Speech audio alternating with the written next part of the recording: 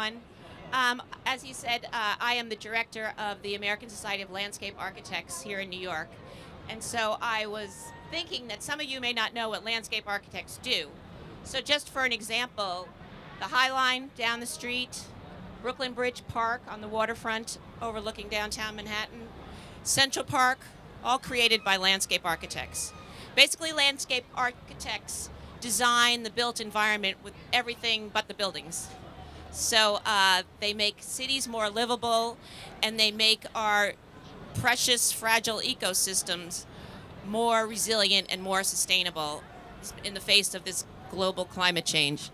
So obviously we're very interested in what everyone's going to talk about today. I actually heard on the radio on the way here that 70% of Americans believe in climate change and think the United States should be the leader in the world of doing something about it. Yet we have a political leadership, including the director of the EPA and our president, who claim that climate change is a hoax. So I think we have a lot to talk about. So thank you very much, Stephen, for allowing landscape architects to be involved, and I look forward to hearing from you all. Thank you, Kathy. And again, if you want to get involved, go sign up. So I'm pleased to introduce this evening's moderator is Bill Millard. He's a journalist who writes about architecture for such publications as Oculus, Architects Newspaper, and Icon. And so I'll go ahead and hand the mic to Bill and welcome our first 10-minute conversationalist, who will be Crystal Hilton. And we also have Ruben. Thanks, Stephen. Welcome. I'm Bill Millard. I write for all those publications, and it's good to meet you. Thanks for taking part here. How's the audio? Can you hear okay? Right on top. There we go. Right on the mic. And I got to ask you both to do that as well. Just get right down on these windscreens because we need good, clear 1, 2, audio. 3, test. Checking one, everybody. Test. Okay. So first, I'd like you to shake hands and introduce yourselves. You'll be. There you go. Can you reach that? There you go. Okay, Crystal. Let's start with you. Where are you from?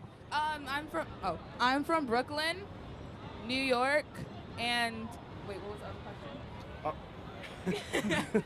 Oh, you're from Brooklyn, so you're local. Yeah. You're not one of our many tourists here. No. Okay. So, and what do you do? I go to school. Okay. And Ruben, how about you? Well, I'm from Holland, Holland. Europe. Yeah. Okay. And Holland. I'm an entrepreneur, so Okay. Well, welcome to the U.S. I hope you're enjoying your visit. absolutely. Okay. But to start off with, Crystal, let's start with you. What environmental issues do you believe have the most impact on everyday people? Of course, I guess that calls into question, who are everyday people? Don't sing the song. No. What environmental issues have the most impact on everyday people? Actually, feel free to sing the song if you like. I don't know the song. I'm sorry. Off the top of my head, I feel like global warming is one of the biggest ones because. Just as much in the mic as you can there. Oh, There like you go. touch it. Yeah, just be right up on top of it.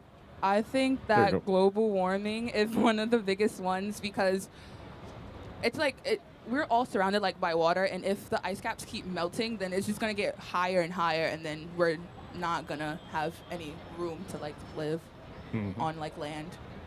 We certainly see that here in a water-bound city. Yeah. Now, coming from the Netherlands, I understand you all have some experience with water over there as well. What would you have to say in response to Crystal's idea about rising sea levels?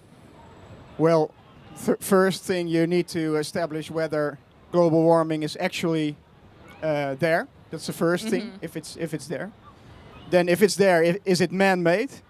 That's the second thing you have to figure out. And the third thing, obviously, is the problem. So, yeah, those are three issues you have to tackle before you can say something about this. And there are different opinions about this, obviously. Well, that's my answer for now. Okay. Now, returning to the everyday people theme, how does it most directly affect you? We know it's affecting our cities. We know it's a problem people have to solve. There are disagreements about its causes and how much of it comes from human activity. But I'm thinking especially about its effect on you personally. On me personally, Mm-hmm. I'm not really sure if it's like affecting me personally like right now, because it's like more of a long-term thing that's going to affect people more in the future than it is right now.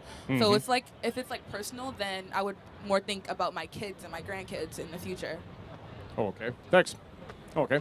Now, how do your habits and work and lifestyle affect the environment? The environment affects us, but how are we affecting it? Well, I try to not spend something that I don't have. I think overspending is a big problem, overconsumption. And one of the biggest problems is obviously the debt which the states incur. Like, I don't know if you know how much debt the United States, for example, has, or Holland. Many trillions of dollars, which is consumption which is really not backed up, you know. So that's a lot of consumption which gives a lot of pollution to the environment. So I think we should start there to minimize the debt, stop printing money out of thin air, for example. It's a good thing to start with, and not consume something which then later our children and grandchildren have to pay for. Okay. Crystal, a response to that? I agree. And like, if you like walk around New York City, there's like, well, not like area, but Again, sorry. try to be right up on the mic there. A lot of people like litter and they don't think twice about it. Like, they could just throw it on the floor when there's like a trash can at like almost every corner, when they could just throw it away. So I feel like that's also a problem, because that builds up in the long term also. And so if we like stop littering, or like stop. Personally, I don't like smoking, so I feel like smoke is also a concern, because that also ruins like our bodies and the environment also. So I feel like if we stop littering and stop smoking, which is also bad for us in general, then over time, then we. Okay, thanks. I'm with you on that one. So you've actually you're reading my mind a little bit here. My next question has to do with how people can change their behaviors to change the environment, and certainly giving up smoking has a lot to do with air quality as well as our own health. How about a few others? Do you have some more ideas about changes we can make? A lot of people like, when I know some people in my school, like they like eat food, but then they don't finish it, and like just throw like food away. They just throw it away even though it's like not finished. So I feel like if more people like cut down, and like if you know how much you can eat, then eat that amount rather than buying something that you can't eat and then throwing it away, because then we can like, you get what I'm saying? Yeah. Okay, yeah. Right. Again, the balance between consumption and waste, both on the individual level and on the societal level. I think you're all working to a common theme here. Ruben, how about some changes you'd suggest? Can you think of personal behaviors that you might change or might recommend people change that would help the environment? Well, the point is, where should you start? You know, I could start with doing something myself. Okay, you can do it. But the point is what I just mentioned. I can do something like which is worth $10. But if on the other hand, the state is spending what I just said, 20 trillion, which is not backed by any gold or something, no real money, then what can we do? You know, we have to start with the big problems, and not the small problems. That's my. If the dike, you know, in Holland we have these walls against the water. If there's a big hole in it, and somewhere there's a small hole, you don't put your finger in the small hole. You start to cover up the big hole, you know. So I would start there, which means that we have to understand that there are just people out there who just print fake money, and they consume, which is illegal actually, but we just let it happen because we don't understand anymore that it's not real money, you know. Okay. Now, you're clearly an economically minded guy. How would you describe the connection between the environment and the economy? Like what's our economic activity it's doing simple. to Earth? If you spend, then spending means that you're consuming. If you consume, something needs to be produced, and production means you need resources. And if you change resources into real products, then there's waste. So okay, if we produce way too much than we actually could spend, then there's a big problem with the environment, because we're spending resources, energy, whatever coal or other types of raw resources, which shouldn't have been spent if we hadn't counterfeited the money. Okay. And I understand that in the Netherlands they're possibly a bit ahead of us in renewable sources of energy for their economy, using wind power, solar power, oceanic power.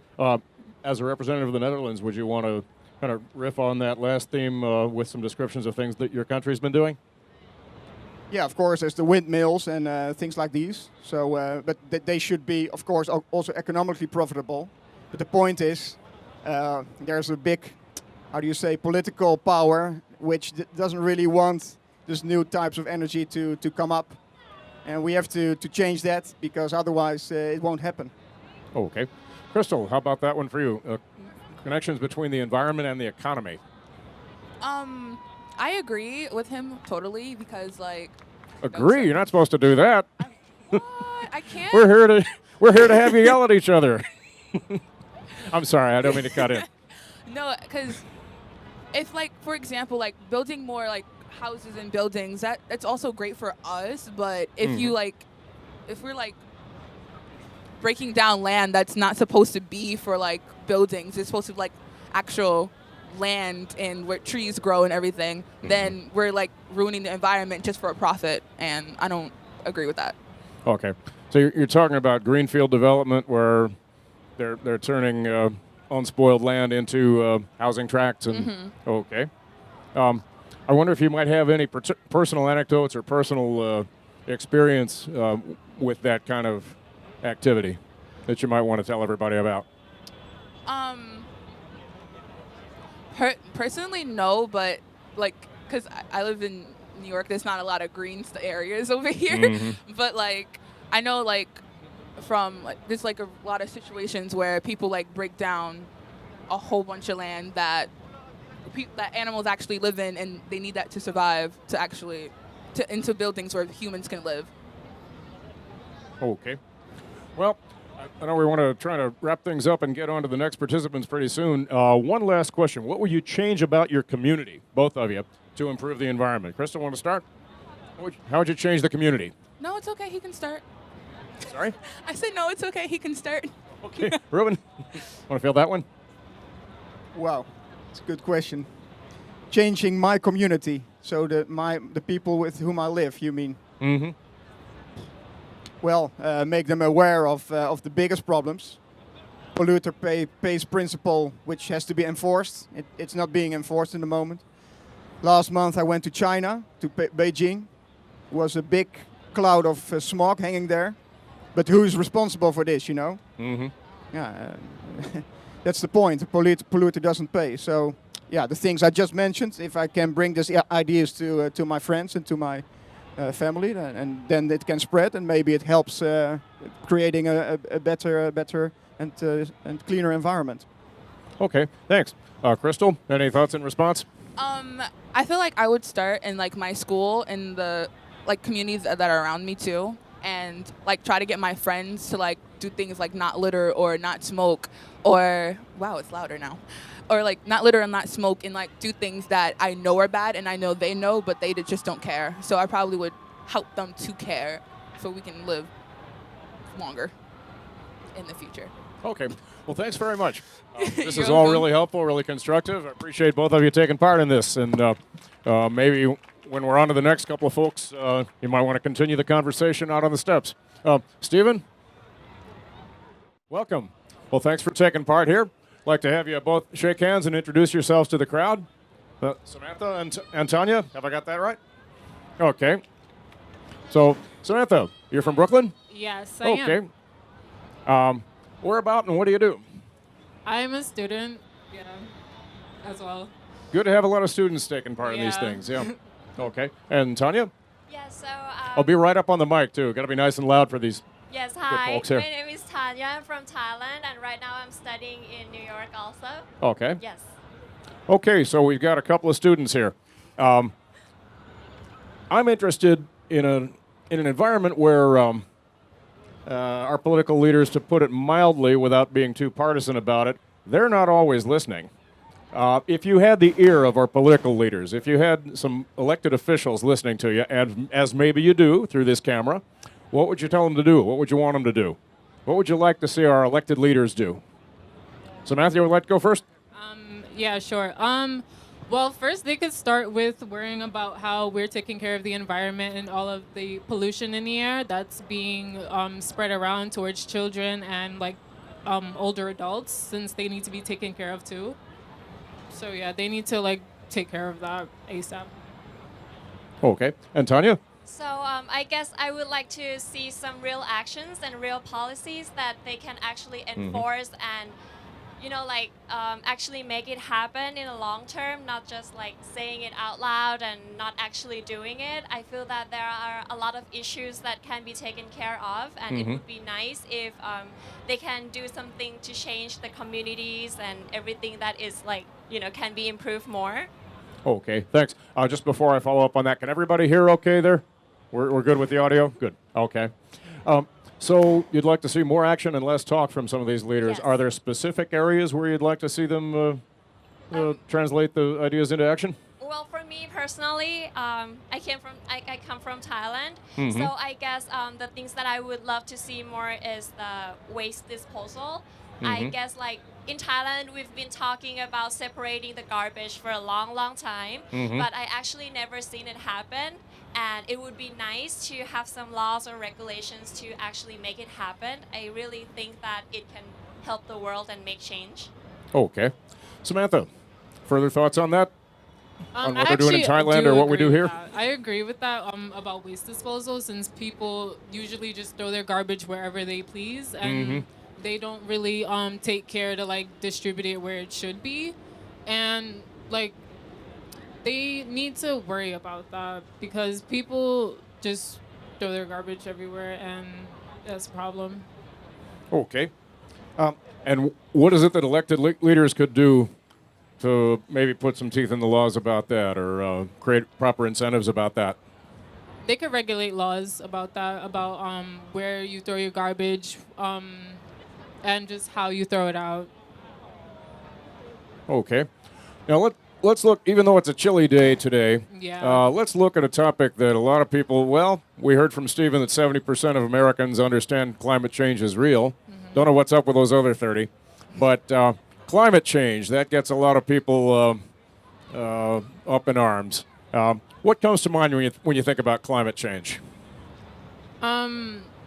What comes to mind? How the weather was rapidly changing earlier in the winter. How it was hot like a whole week, and then it was like snowstorm after. So that like really concerned me.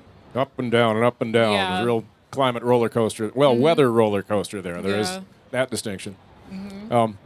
Well, that certainly affected us this year. Yeah. Tanya, how about in Thailand? You probably have a very different weather situation and climate situation there. Well, yes, first of all, this is my first year to get to stay in New York, and Okay. I don't know whether it's a normal thing or not, that the weather is changing really fast like this. And I also heard from my New York friends that actually at this time of year it shouldn't be this chilly anymore. And in Thailand, actually, I think yesterday it's like 107 degrees Fahrenheit. In Thailand, like 42 degrees Celsius. Okay. So it's really hot in Thailand, and our winter is usually like 25 degrees Celsius. So I feel Can you that, put that in Fahrenheit for all of us Yanks who aren't so used to Celsius here? well, I'm really bad at math. Oh, okay. Anybody want to do the 5/9 or whatever it is? Around 65? Yes, okay. that's our winter, and we actually wear a jacket for that. Can you believe? So actually, I'm appreciating the chillness Okay. here right now. But actually, it's really hot in Thailand right now, and I feel really sorry for them. Okay. Now, what most concerns you about climate change when you think about all of its effects, not just the immediate weather, but climate change in the long run? I think the penguins and the polar bear. I think they will lose their homes pretty soon, and with the amount of ice that's melting, the sea level is rising, and I heard that some of the islands, including islands in Thailand, maybe it will sink soon because of the rise of the raise of the sea level. For example, like I also heard that Maldives won't be here like forever anymore. So I think that's pretty scary. The And Maldives, I think, are already Yes. making plans for evacuating. Yes, And up in definitely. Alaska, too. Was it Kiribati, Alaska? Is that where there's a piece in the Times about a town that's just about to get Yes, inundated? I think that's a big deal, isn't Happening it? in lots of latitudes Yes. there. Okay. So in Thailand, are they taking any particular steps about the areas that they might be losing to sea level rise? Well, I think that's also the problem. We know that it's going to happen in the future, but we don't really see actions happening right now. That's why I feel that in developing countries like Thailand, we should definitely want to see more from the leaders. Okay. And Samantha, any specifics about climate change? Anything have you particularly concerned? I agree with her about the point where she made about the animals that are losing their homes due to climate change, about all the ice caps that are melting. So polar bears are just like losing their homes, seals are losing their homes. And I guess that's like really important because they contribute to the environment. They make sure that everything's in order. So losing those animals and all the other animals that make up the environment could be really dangerous. Like, for example, how bees are dying off. That's very important because Need those pollinators, yeah. yeah, they pollinate the flowers and they help the environment continue to prosper. Okay. Okay, let's have one more on climate change, then I think we got to have the change of personnel. Why do you think people disagree so much about climate change? Around here, it seems like everybody is on board about it. Why is there all that disagreement? Who's not buying the science out there, and why? I guess just because of the media that they listen to say that climate change isn't real, but when you actually look at the facts and the statistics, they're actually very real, and they just choose to ignore that. Okay. Tanya, is there disagreement or denialism about climate change in Thailand or in other places you've lived? I think when people actually talk about it, they all agree that it's changing and we should do something about it. But in order to take action, sometimes it requires change. And sometimes changes can be scary to people. And I feel that we all just have to be brave enough, and sometimes we all have to make sacrifices in order to make those changes. So I think that's the problem for the Thais. Okay. Well, thanks very much. I hope people will be listening to you. I hope you'll both have some effect on Thank you. our TV public out there, our web public. Stephen? Okay, thanks both of you for coming. Who's Maria and who's Jennifer? I'm Maria.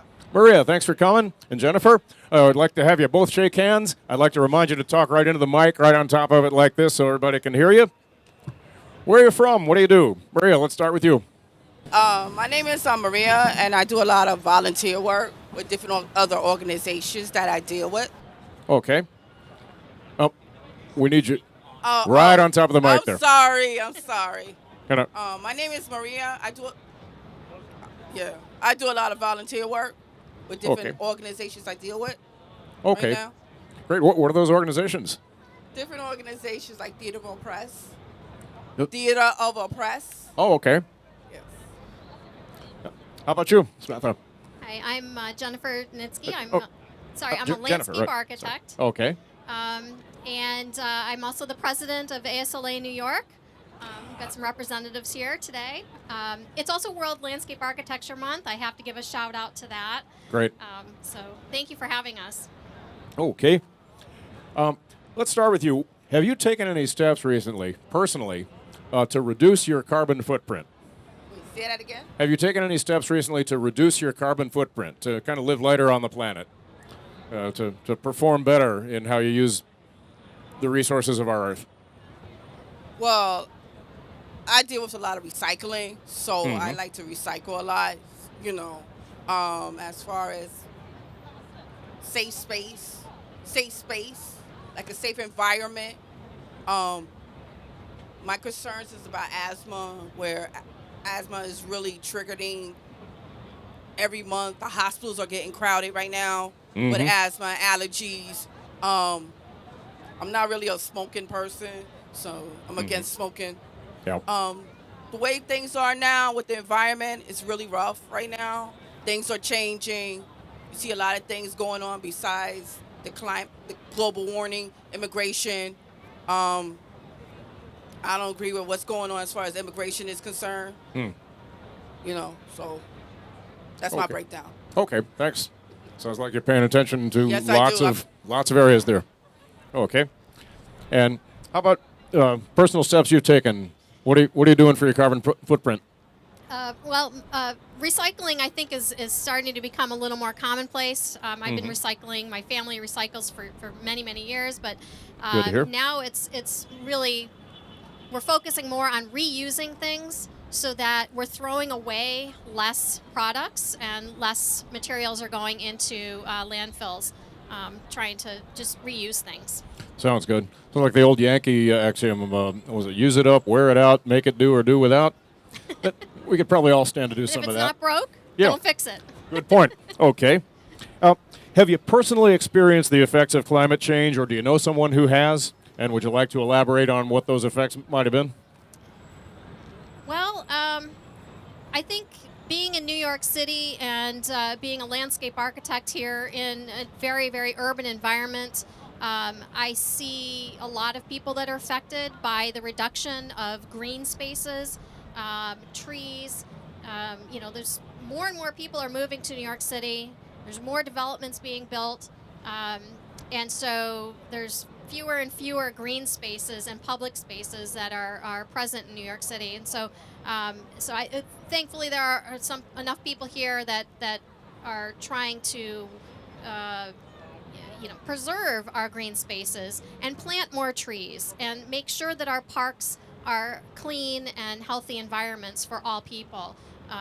So I'm glad to see that New York City, for one, is taking steps in that direction. ASLA has certainly been instrumental in bringing that about. Your organization consulted on Plan YC 2030 and the Million Tree initiative there. 1 million trees around the city. Yep, and along with the New York City Parks Department, the New York Restoration Project, and New Yorkers for Parks. Those are all organizations that all work together with our organization as well to make sure that that our city does continue to be green and thrive for people. Okay, great. Maria, how about some personal stories about the effects of climate change? How has it been affecting you directly, or anybody you know? Well, besides the trains getting crowded and paying some more money on the transit authority, the lights are getting switched off. Everything is really changing, my perspective. As far as building up these luxury buildings, and now Brooklyn's starting to get crowded. Downtown Brooklyn, it's going to get worse and worse and worse. So that's my concern. Okay. Do you have some thoughts on gardens. You'd like to see more community gardens? Yes, I would like to see more community gardens. Oh, okay. More community gardens and less of that high-intensity development? Yeah, more community gardens. So that way, people in the community could grow their own vegetables and stuff like that. Okay. Do things together as a family. Do things as a community. That sounds good. Do you know of any places in particular around the city where people are growing their own vegetables? I remember hearing Villa Verde up in the Bronx. They grow some vegetables up there. And Great project. I know in East Harlem, near 110th Street, there's like a community gardens in that area. Okay. Good to hear. Every step like that helps. Now, what do you think the connection might be between climate change and natural disasters? I mean, we get one of those every once in a while. They talk about 100-year storms, and it doesn't take 100 years in between them anymore. We had Sandy right after we had Irene. Who knows when the next one is? But natural disasters and climate change, is there a connection, or is that just random? As far as natural disasters is concerned, you're fully warned, and if you don't have no place to go, you don't know what's going to happen, so you're scared. Just like with Sandy, with dealing with the Far Rockaways area, where everything was taken away and then they had to rebuild, but it takes time to rebuild the community. And as far as climate change is concerned, I'm scared, I'm worried, I'm concerned. This weather is crazy. Tomorrow's going to be 65. That's what they said. Let's hope. So I always check the weather, but I'm still concerned about what the climate and stuff like that. So, we have to be forewarned, at least with natural disaster. I mean, it could be anything. We could say, oh, yeah, they're going to have a hurricane. We're warm, but then we swept away. And then Okay. we have to rebuild the community all over again. So you'd like to see more forewarning and disaster planning when these things are coming, Yeah. so we don't wind up Yeah. like Katrina where they couldn't get anybody out of town. Yeah. Okay. FEMA has to be reliable. Sorry? FEMA, FEMA. Yep. Yeah, they have to be very reliable. Okay. Any thoughts about disaster planning and the relation between disasters and climate change? Well, I think that there is a correlation between natural disasters and the increase and increasing threats of natural disasters, mainly because of sea level rising, and especially in a water environment like New York City. The sea level is rising because of global warming, and that is kind of changing the equilibrium between normal temperatures and extremes. And so I think that we really need to think more about how we can reduce global warming, especially in urban environments. Make sure that we plant more trees, have more green space, have more plant life. Green roofs on top of buildings, I think, would be an excellent way to help reduce our global warming. Okay, that sounds good. Is everybody familiar with the idea of the green roof? Or how about the cool roof? That's another effort of the last couple of mayoral administrations to kind of get a lot of bang for the buck just painting roofs white, reflect a little heat away. And so our roofs, that's certainly a place where the urban heat island effect kicks in, and we can make some headway there. Are there other particular steps you'd recommend, along with more plantings, better heat management from our roofs? Anything about the transportation sector, possibly? I think with transportation, relying more on bicycling and walking, and less reliance on automobiles, and especially larger automobiles, I think would help to make the environment a little more healthy, make the people a little more healthy as well if we're out there walking and biking, and help to reduce the carbon fumes from vehicles. Okay. And Maria, any thoughts along those lines? Specific things we could do? Yeah, exercising, parks, be safe, stay open late. Now that the weather's changing, we could have more summer events now. Be involved in the community, arts and culture. Okay. Let's everybody be together and let's be safe. That's all I'm gonna say. Okay. Thanks a lot. Do a lot of walking tours. Yep. Walking tours are great. Yeah. Okay, thanks very much. Really appreciate your input. Thank Okay, you. Stephen, another pair? Okay, welcome to Crossroads Conversations. And just so I make sure I get your names right, Anastasia? You can call me Anastasia. Okay, Anastasia. and be right up on the mic here, too. Yeah, I didn't. It's working right. Okay. Anastasia. Anastasia. Okay. Nice to meet you. Mick Jagger sings your name several times a day on the radio. Okay. And I want to get your name pronounced right here. My name is Muralidhar. Muralidhar. Muralidhar? That's correct. Okay, hope I'm even close. Okay. You And are. where are you from? I'm basically from India, currently living in London. Okay. Yeah. Okay. Well, you're here from other places. Both of you visiting New York or moved to New York recently? Or Yeah, visiting family. My son lives here. Okay. I'm living here. I'm studying at Fordham University. Okay, great. Go Rams. Okay. Well, you're here in the city. How do you like to interact with nature? We do have some nature here in New York, as we've heard. We've got a few community gardens and parks. Big one a little ways north of here. What do you do when you want to be in a green space around here? How do you interact with nature in the city? First of all, I love the Central Park. I think it's a great place. But I'm lucky also to live in Bronx at Fordham University, where we have the Botanic Gardens and as well as zoo, which is I think the best green area in New York. So it's amazing when it's a good weather, maybe a little bit better than that, just to walk around, to have a book and to relax in the park. Okay. And how do you like to interact with nature while you're here? Say that again. How do you like to interact with nature while you're here? It's not different from London. For the last 30 years, I've been living in the same weather. It's just nice. It's nice. It's getting pollution is getting more and more these days. But otherwise, it's good. It's good. Okay. Either in London or while you're here, do you spend some time out in the parks? Are the parks a good resource? I do. For the Easter break, we had been to Virginia, Blue Mountain Range for hiking. Yes. Beautiful down there. It's very beautiful. Okay.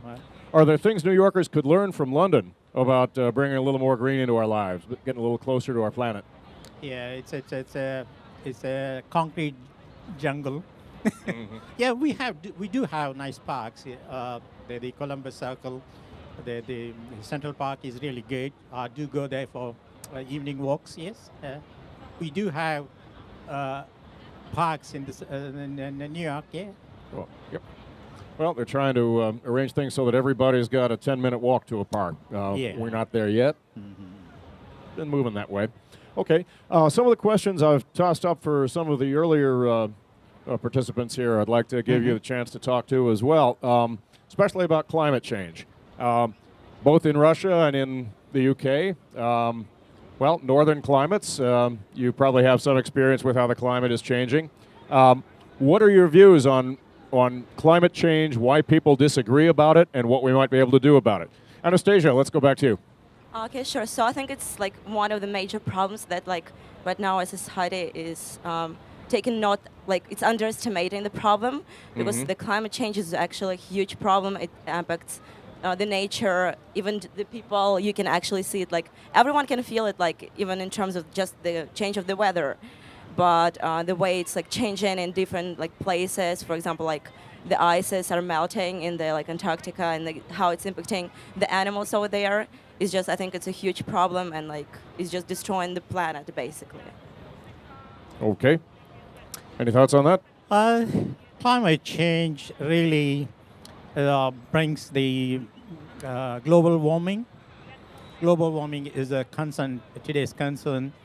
It changes the circadian rhythm of the human beings and the animals. This is not a good thing to have. So we need to protect our climate to control the global warming. We hear about species turning up in latitudes they're not used Exactly, to. Ecosystems are getting disrupted because of the climate changing. It alters the circadian rhythm of the human beings and the animals. It affects the fertility. It affects the the mentality, the mind of the people. It has lots of impacts on animals and human beings. Yes. Okay.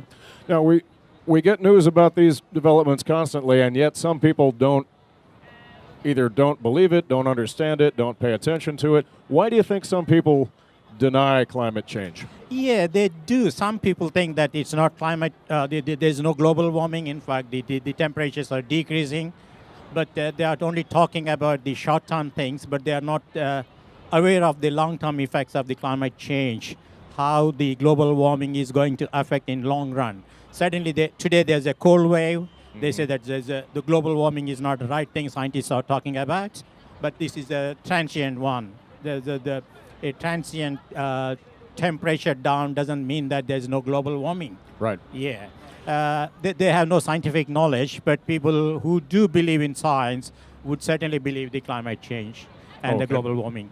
That distinction between the climate in the long run and just the daily weather, that's one that maybe people ought to pay more attention to. Exactly. That's the reason that they may see temporary changes and interpret that the scientists are wrong. There's no global warming. Actually, the temperatures are not increasing; they are decreasing. Only few percentage of people do say that, but 99% of the people do believe in global warming. Okay. Anastasia, any thoughts about global warming and the denial of it? I think, like, unfortunately, like from the psychological point of view, for a lot of people, it's like they're not gonna like think about some problems until it's gonna actually impact them, like some like financially or like in their health. So until then, they're just going to be like into their own problems, into their own businesses, or some people want to deny or close their eyes because of some like particular benefits for them. For example, like they don't want to deal with this because, like in terms of business, for example, because it might impact their business in some way if they're going to actually try to work on it, like to implement some social responsibility. So I would say it's also like kind of people usually tend to do what is beneficial for them and to close their eyes if it's not impacting on them. That's a lot of people. That's why I would say close an eyes on that problem. Okay, thank you. I'd like to throw one more question up for discussion here. What is your greatest wish for our planet? If a genie came out of a lamp and said, "I'll do anything to the planet that you'd like," what would you like him to do? Maybe to make people more rational, like to More rational. just rational, even not more, just rational human beings. Okay. More rational, or more attentive to the science? Yes. Better informed about the science? Better informed, like to understand the actual problems, not to close eyes, to be responsible human beings. So like kind of to change, so they will actually try to change the impact they are like living, maybe to stop the destruction of the world, leave the planet to alive for the future generations. Okay, thanks. That's certainly something we can all get behind. And the last comment falls to you. What is your greatest wish for our planet? Greatest wish for our planet. I want these transport systems to be changed. Transport systems. Yes. Okay, terrific. Can you elaborate on transport systems? Yeah, I mean, I would like people using the alternative energies than the petrol and diesel. If they can trap the solar energy, tidal wave, and then the windmills and convert the energy into the transport system, alternative energies run transport system would be the best for us. Okay, terrific. So more renewables in our transport systems. That's it. This is great. Yeah, Okay, renewable energies. thank you very much. Thank you. You've both added an awful lot to the conversation, not just in this space, but globally. And on that note, Stephen, here you go. Back to you.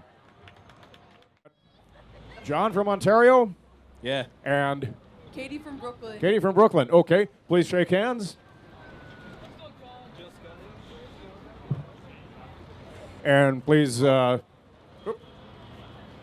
a treacherous chair. Be careful of that one. Okay. And so you're from Brooklyn. Which part of Brooklyn? You're Prospect Park. You're Prospect Park. Okay. And Ontario. Canada. Okay. Well, yeah, not Ontario, California, but which part of Ontario? Brantford. Okay. Okay. Well, what would you both like to see happen in the realm of the environment? What do people understand badly and need to understand better? What would you like to see people do differently? Let's start with Katie. Oh man. So can you repeat that question? Sorry. What would you like to see in the area of the environment with the way people understand it or don't understand it or behave toward it? What would you like to see change? What would you like to see improved? I think I would like to see people recognize that they can actually make changes as individuals, and that it's not an impossible burden or enemy, and that climate change can be fought by everyone, not just like huge change. Okay, thanks. John, thoughts about what people can change in their behavior toward the environment? Well, mainly just the way I look at it is like you see these huge organizations doing whatever they can, raising money to help. But in all honesty, unless everybody puts some in, you're not going to get anything out of it. It's like it's got to be an all-around job. So everybody's got to throw in a thing. Okay, good point.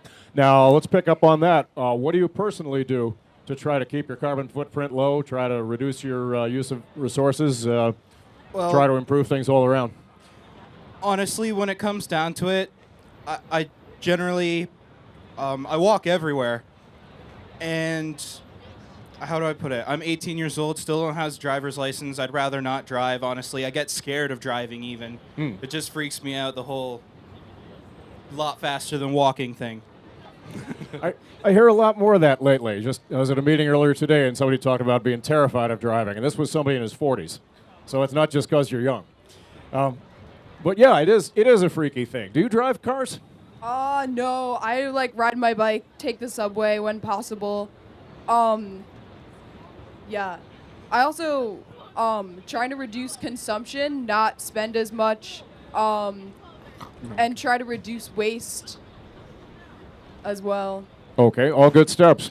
Thanks. Now, why do you think there is so much misunderstanding about climate change? It seems like everybody around here, we didn't get any antagonists today. We got all people who accept the science and want to act on it. But obviously there's some others out there who don't. Why do you think that is? Well, to actually face the science of climate change means to basically regulate companies who have a lot of power. So I think that's the genesis of a lot of the resistance behind the science of climate change comes from companies who have an interest in denying the science because they want to keep polluting and keep exploiting natural resources. So there's a vested interest in fueling the media behind climate change denial. So I think that's the primary, I think, barrier to getting a consensus behind believing climate change is that there's an economic interest in promoting denial. Okay, that's certainly important. Now, John, with a Canadian perspective, we're not going to say anything nasty about tar sands here, but coming from Ontario, do you, shout out for Ontario. Yeah. This one's for all my fans out there. Okay, you brought a cheering section. And so what do you see as the obstacles to people understanding climate change and acting on it? Well, just the way I'd personally look at it is there's so many things out there that already affect our climate change, like our waters, our trash, any deforestation. Building cities doesn't help any, but I guess it's a lack of care, honestly. If you don't care, you're not going to do anything about it. Okay, now do you find that differs between people in Ontario where you live and people you meet here in the U.S.? Are there national differences there? Honestly, no. And the only reason I say that is because from where I am, there's not a lot of people, right? So we have very few cars. The streets are never very busy. We only have houses and maybe some apartments, but that's because it's a small town. There's not a lot of people. The difference between like Brantford and New York here is New York has a lot of people. They have to compensate for that. So they got to make there be more things that can pollute to compensate for the people. Okay. Now, one thing we do here in New York that maybe a lot of our compatriots don't do, we do tend to use non-automotive transportation here. New Yorkers don't, fewer than half of New Yorkers drive cars or own cars. Now, obviously that's not the case around other parts of the U.S. and Canada. Mm-hmm. But you mentioned being pretty much anti-car, or should we say post-car. Maybe you live a post-car life. Yeah, just a little bit. In a small town like Brantford, do a lot of your fellow townspeople do that? Live without cars? No, generally most people in Brantford do have a car. But as far as I'm concerned, it depends on where you're from, right? So there are some people in Brantford, in bigger parts of Brantford, they all have cars, but then other people in the smaller parts of Brantford, everybody's walking everywhere. So you kind of see the differences depending on where you shift. But if I were to say, it's maybe a 60-40%, 60 being the drivers, 40 being the walkers. Okay. Well, it's a pretty healthy percentage by American standards, at least. Well, one last question, and then I think we need to wrap things up. We are about to get the hook from the authorities here. But what do you both see as your greatest wish for the planet? It's Earth Day tomorrow. If you could bring about any change in the way we treat our planet, what would you see happen?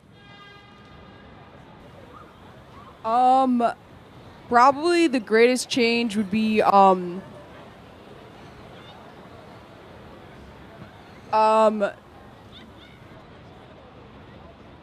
Wait, might take a second. John, you want to take that one while Katie's thinking of? Well, I have to admit, actually, that's a very tough one. At the same time, there's so many things that we could be doing differently. But I guess biggest wish that I have for the planet right now, honestly, live another day. The longer our planet survives, I guess, the better. So the more we can push in to make our planet last longer, the better off we'll be, I guess. Okay, thanks. Katie? Yeah, I guess my biggest wish today for the planet would be for people to invest more in their surroundings and their environment and care for it in a deeper way. Okay. I take it you mean invest in a broad sense and invest with a personal commitment, not just financial investment. Right. Yeah. Okay. Are there concrete forms of that you'd like to recommend? I think basically just as he said, in your decisions surrounding transportation or what you buy, or even just who you vote for, your political decisions, taking kind of a more complex view of those. Okay. These are certainly complex problems, and the more people can embrace the complexities, I think an awful lot of us here would follow you in that. Okay. Thanks very much for taking part here. Let me hand it back over to Stephen. Thanks for your participation. Yeah, no problem. That is really laudable to come down here and bare your soul about your thoughts about the planet. Again, this is Crossroads Conversations. Thank you to Bill for moderating today's conversations. Thank you to the Times Square Alliance for partnering with Van Alen Institute on the whole series. And also to today's partners, the American Society of Landscape Architects New York chapter and American Institute of Architects New York chapter. And also a very special thank you to someone who makes all of our public programs possible, Anjali Fisher, who we are bidding adieu to today at Van Alen Institute. And so thank you so much, Anjali. We'll be back here at the Red Steps next Tuesday for a series of 5-10-minute conversations to talk about gender and sexuality. And then we'll be back again on May 16th to talk about infrastructure, where people can share their hopes and wishes for the nation's rails, transportation networks, roads. If you want to find out more about Van Alen or Times Square Alliance, go ahead and Google us, and you can learn more about the next events, which are always happening from 6 to 7 p.m. Thank you so much.